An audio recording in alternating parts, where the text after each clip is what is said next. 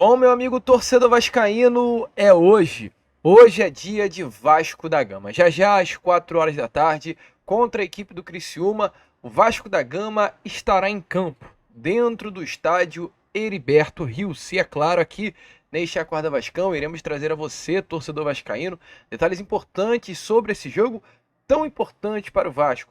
Desfalques, retornos, mudanças feitas por Rafael Paiva no time titular.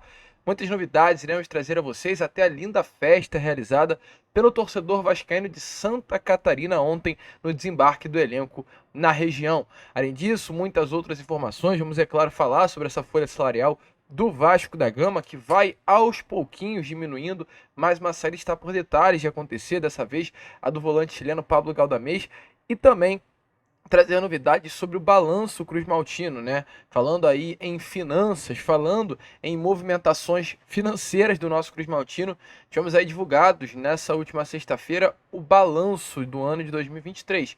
E a gente, é claro, vai trocar uma ideia com vocês, comentar um pouquinho sobre esse último balanço. Muitas informações, muitas novidades, um Acorda Vascão aí que, é claro, chega agitado, movimentado, cheio de informação imperdível para você. Mas antes de começar o vídeo, antes de deixar todos vocês muito bem informados sobre o nosso Cruz Maltino, como sempre faço no canal, quero dar as boas-vindas a todos vocês que estão chegando aqui pela primeira vez. Para quem ainda não me conhece, muito prazer, eu sou o Lucas e você está no canal do Gigante Vasco, o canal do torcedor vascaíno. E é claro, né, Vascão, você que está aí do outro lado, ainda não é um inscrito do nosso canal, vem agora mesmo, aqui embaixo, onde tem essa palavrinha, inscreva-se, aperte nela, e já faça parte da nossa família. Nós contamos muito com a sua inscrição, com o seu like, o seu joinha, o seu gostei, como você preferir chamar melhor, que é de sua importância para o nosso crescimento. Agradecer aí, é claro, porque conseguimos chegar ontem, é tão importante marca para o nosso crescimento dos 137 mil inscritos, e agora vamos por mais, mirar os 140, os 145, 150, quanto mais de vocês, vascaínos apaixonados por esse nosso clube no nosso canal, melhor. Show, Vascão? Vambora então, né? Sem muita enrolação, falar logo de Vasco. Quero começar aqui primeiramente com vocês falando sobre essa 23ª rodada de Brasileirão, porque o Vasco hoje entrará em campo contra a equipe do Fortaleza em jogo válido por essa rodada, mas ontem já tivemos aí alguns joguinhos. Ontem, às 4 horas da tarde, dentro do estádio Alfredo Jaconi, no Rio Grande do Sul, Grêmio e Bahia se enfrentaram. O Grêmio perdeu o jogo jogando em casa pelo placar de 2-0. Além disso, também ontem, no mesmo horário, Atlético Mineiro e Cuiabá se enfrentaram 1-1. Resultado importante para o Vasco, porque o Atlético Mineiro para aí nos 30 pontos e, com isso, abre espaço para o Vasco conseguir ultrapassar o Clube de Minas Gerais dentro da tabela de classificação.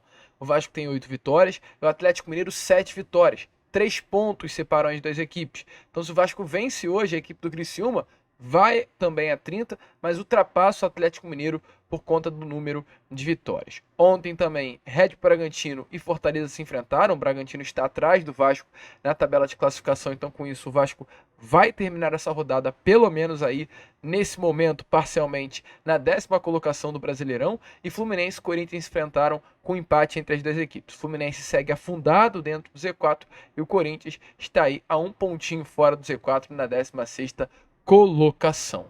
Hoje teremos mais alguns jogos, né? E amanhã a rodada fecha com Vitória e Cruzeiro dentro do Barradão. O que o vascaíno tem que ficar de olho hoje? O que hoje é motivo para o vascaíno ligar a TV, dar uma secada e torcer aí para um resultado. 6h30, 2h30 após Vasco e Criciúma, irá começar Atlético Paranaense e Juventude. Jogo muito importante para o Vasco. Vasco hoje é o 10º com 27. Tem Atlético Paranaense na 9ª colocação com 29. E o Juventude na 13ª colocação com 25. Um jogo que envolve dois adversários diretos do Vasco da Gama dentro dessa tabela de classificação. Além disso, também temos o Inter e Atlético Goianiense dentro do estádio Antônio Ascioli, em Goiânia. O Inter hoje tem 25, está a 2 pontos atrás do Vasco e pode ultrapassar o Vasco da Gama dentro da tabela de classificação. Então são esses dois jogos que o vascaíno tem que se ligar. Atlético Inter e Atlético Paranaense e Juventude. Caso o Atlético perca o seu jogo, o Vasco consegue ultrapassar o Atlético Paranaense ainda nessa rodada. Vai aos 30, o Atlético tem 29, e além de ultrapassar o Atlético Paranaense, também ultrapassa o Atlético Mineiro e termina, não sei há quanto tempo isso acontecia, mas termina a rodada de Brasileiro na 8ª colocação do Brasileirão. Como o Bahia venceu, foi a 38, o Vasco da Gama ficará a 8 pontos do G6, mas é importante lembrar, o Vasco tem um jogo a menos, o Bahia tem 23, o Vasco agora, nesse momento, tem 21. Então o Vasco vencendo, o Criciúma vai a 30. Com um jogo a menos, fica a 8, com a possibilidade de, caso vencesse esse jogo a menos contra o Cuiabá em São Januário, indo a 33, fica apenas a 5 pontos de Bahia, que é o sexto, São Paulo, que é o quinto, Palmeiras, que é o quarto. Então o Vasco, ele vencendo o Criciúma hoje e pensando numa vitória nesse jogo a menos contra o Cuiabá no Caldeirão, ele tem a possibilidade de estar do ladinho de um G6 de Campeonato Brasileiro. Por que não? É difícil sonhar? Não sei.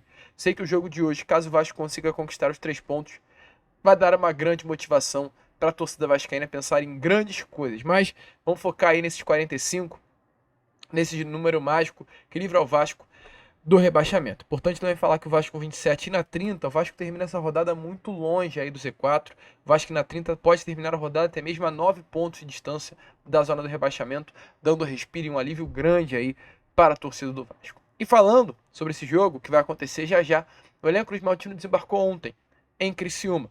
O elenco do Vasco treinou pela parte da manhã no CT Moacir Barbosa e após o treino embarcou em direção à cidade. O elenco foi recebido por festa tanto no desembarque no aeroporto quanto também no hotel. O elenco do Vasco chegou ao hotel, muitos torcedores estiveram presentes.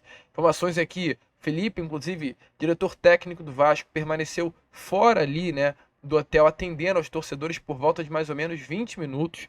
Além disso, vários outros atletas também pararam para tirar fotos, dar autógrafos, ter esse momento de troca com o torcedor vascaíno catarinense. Muito legal aí o tamanho do nosso torcedor, muito legal aí a paixão que a torcida do Vasco tem por esse clube de regatas Vasco da Gama. É realmente algo inacreditável o que, meu amigo torcedor vascaíno, nós somos capazes de fazer. Sobre esse jogo de hoje, o que temos a falar? Dúvidas, ausências e mudanças. Acredito que essas 3 palavras resumem muito bem hoje o que será esse jogo contra o Criciúma. Com relação a ausências, Coutinho, Alex Teixeira e Verratti são ausências confirmadas para o técnico Rafael Paiva. Verratti foi preservado por estar sentindo dores na região posterior da coxa direita. Já Coutinho e Alex Teixeira estão aí na fase de transição com a preparação física e não ainda estão à disposição do técnico Rafael Paiva. Ausências. Com relação a dúvidas, questão de como será montado o time. E automaticamente, vindo as dúvidas, vem as mudanças. Porque com a ausência de Verratti, Paiva terá que encontrar um substituto para o camisa 9. E a situação do Maicon no sistema defensivo. Maicon, um atleta que saiu do jogo desse último sábado contra o Fluminense reclamando de dores na região do adutor. É dúvida também para iniciar esse jogo de hoje contra o Criciúma. A possibilidade é gigantesca de que pela primeira vez, sob o comando de Rafael Paiva, nessa segunda passagem, Léo e João Vitor formem a dupla de zaga titular. O João Vitor entrou muito bem contra o Fluminense no último sábado, foi praticamente o responsável por aquele segundo gol do Vasco, onde ele rouba a bola do Ganso, cruza a bola para o Verratti, Fábio faz uma defesaça no rebote, Vitor Luiz faz o gol, então tá com moral. A expectativa é que ele realmente comece esse jogo como titular, atuando ao lado do Léo. Lucas Piton na esquerda, PH na direita, Léo Jardim no gol, e aquela trinca de meio campo que a gente já sabe. O Moura, Matheus Carvalho e Paier. E no ataque, David Adson. E aí vem também a dúvida com relação à camisa 9. Quem substituirá Verratti? Cleiton, que era o substituto imediato, tá em Portugal, tá no Rio Ave. Quem virá? Quem virá, melhor dizendo? A expectativa está entre GB e Ryan. GB é o mais lógico, até porque com a ausência do Verratti lá naquele jogo contra o Red Bull Bragantino em São Januário, onde o Vasco empata, o GB começa o jogo como esse camisa 9, mas o Ryan também surge como oportunidade, até porque já desempenhou esse papel durante a categoria de base, sabe muito bem como fazer essa função de falso 9 e já desempenhou essa função até mesmo sob o comando do Rafael Paiva. Vai ver aí as cenas dos próximos capítulos, ver o que irá acontecer. O certo é, já 4 horas teremos Vasco e Criciúma, já 4 horas teremos jogo decisivo. Tá empolgado, vascaíno? Acho que dá para conquistar os 3 pontos? Coloque a sua opinião nos comentários, né? Que realmente, se depender da torcida cruzmaltino, meu amigo, hoje é festa, é Heriberto Rios lotado de torcedores vascaínos e os 3 pontos levando para São Januário. E falando aqui com vocês, né, sobre essas mudanças, muitas mudanças irão acontecer hoje contra o Criciúma, mas muitas mudanças vêm acontecendo dentro do Vasco da Gama e fora das quatro linhas. A gente teve nessa semana o anúncio, né, por exemplo, da saída do Serginho, está confirmado. Serginho não pertence mais ao Vasco, está fechado com o Criciúma. Algo até muito interessante aqui de falar, que o Serginho ontem embarcou com o grupo junto nessa viagem para Santa Catarina. Ele ainda estava no Rio, ainda treinava no CT Moacir Barbosa e aproveitou essa carona aí para vir a Santa Catarina nesse final de semana, no caso ontem, né, para assinar, não assinar o contrato porque o contrato está assinado, mas para se juntar com o grupo do Criciúma. O Vasco vai dividir aí os salários do Serginho com o clube catarinense, o Vasco pagando 40%, enquanto o Criciúma 60% do salário do jogador. E recebia aqui no Vasco 550 mil reais, então o Vasco terá um gasto aí com o Serginho de 220 mil reais mensais.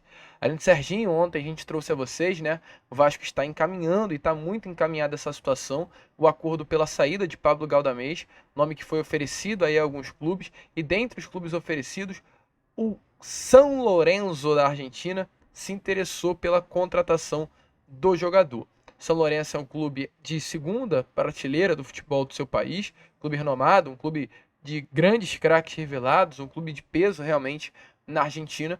E quando recebeu o nome do Galdamez em mãos, se animou com a possibilidade de ter o volante chileno dentro do grupo. As negociações tocaram, inicialmente o São Lourenço esbarrou nos altos valores salariais, mas como era o desejo do Vasco liberar o Galdamez, era o desejo do São Lourenço inteir o Galdamez, e era do desejo do Galdamez jogar, sabendo que no Vasco não teria essa oportunidade, ele se inclinou com a possibilidade de fechar com o clube argentino. Então, com isso, hoje, como ele está fora dos planos do Vasco, nesse momento, Vasco e Galdamez estão aí negociando a rescisão contratual. Praticamente já está tudo acordado e hoje realmente restam os últimos detalhes. Quais são os últimos detalhes? São Lourenço, o clube argentino, acertar os últimos detalhes com o volante. Assim que tudo estiver certo, o Vasco da Gama vai iniciar o processo de rescisão contratual e Galdamez ficará livre no mercado para assinar um novo contrato com o clube argentino. Certo é, hoje a possibilidade de uma permanência do Galdamez é praticamente zero. A expectativa é gigante aí que até a próxima terça-feira Galdamez já possa vir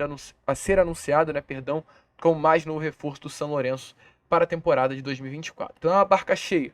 Medel, Cleiton, Serginho, Zé Gabriel, Praxedes e agora Galdamez. Expectativa aí que o próximo ser dessa barca, entrar nessa barca, é o atacante, o Búfalo Rossi. É um atacante de 31 anos, que não vai a campo com a camisa do Vasco desde o dia 7 de julho, naquela vitória que a gente teve contra o Internacional no Beira-Rio. É muito pouco utilizado aí pelo técnico Rafael Paiva, que tente também a sair. Falta apenas ele querer, pois não quer uma saída, e algum clube ter o interesse em contratá-lo. Enquanto isso, o Vasco vai se alinhando. Vasco vai buscando novidade. A gente tem informação, a gente chegou a comentar com vocês no Boa Noite Gigante ontem, que o Vasco vai atacar o mercado. O Vasco quer contratar atletas e tem nesse momento como foco principal trazer 4 reforços, com um elenco menos inchado, com espaço na folha salarial, um alívio aí de quase 2 milhões de reais por mês com a saída desses atletas. O Vasco está no mercado na busca de 2 zagueiros, e um volante e também um ponta esquerda. Informação é que um zagueiro e um ponta era a prioridade desde o início da janela,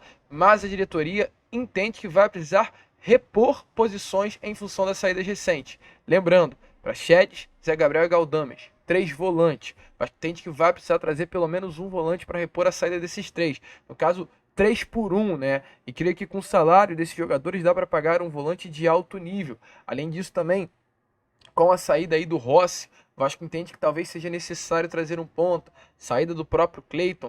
O Vasco vai atacar o mercado à procura de novos jogadores. O período de transferência vai agora até o dia 2 de setembro, daqui a pouco mais de 2 semanas. Então o Vasco realmente tem que correr no mercado para trazer esses nomes. O zagueiro Maurício Lemos é um nome que o Vasco tem interesse, é um nome que o Vasco vem conversando, vem negociando, já há até certo acordo entre as partes. A gente trouxe a vocês durante essa semana. Sinto que há até um banho-maria, tanto do Maurício quanto ao Vasco, tanto com relação ao Vasco quanto ao Maurício. De ambas as partes, ali um joguinho de a gente está acordado, mas vamos deixar o tempo passar. Se pintar algo melhor para o Vasco vai atrás desse melhor negócio. Se pintar um time melhor para o Maurício, estruturalmente, em relação a plano de carreira, financeiramente, o Maurício vai para esse outro negócio. Sinto que a situação hoje entre as partes está assim. E também com relação a ponto, o Vasco vem negociando.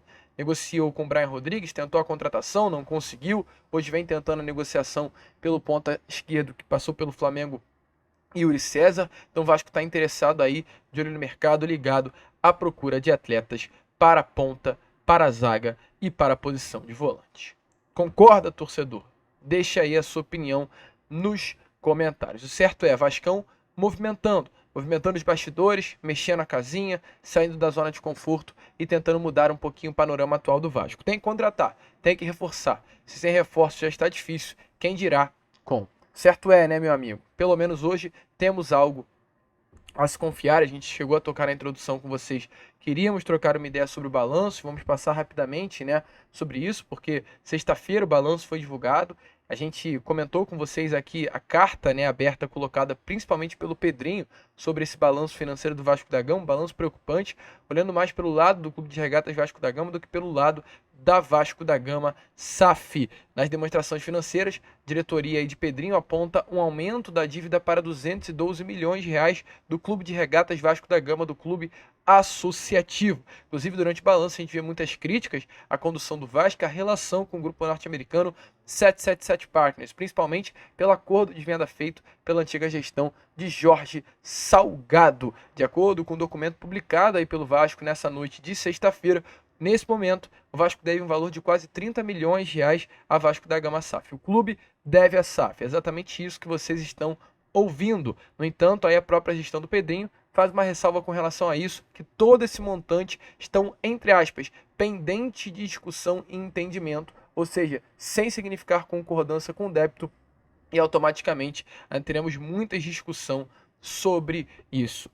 Pedrinho, ele durante toda a carta, durante todo esse balanço, e a carta feita por ele no balanço, ele faz muitas críticas à forma como foi conduzida todo o processo de venda, toda a postura da 777, mas principalmente o descaso com a associação, o descaso com o Clube de Regatas Vasco da Gama, o descaso com o patrimônio tão grande que é a história, que é o nosso clube, que é aquilo que a gente ama, que é o nosso Vasco.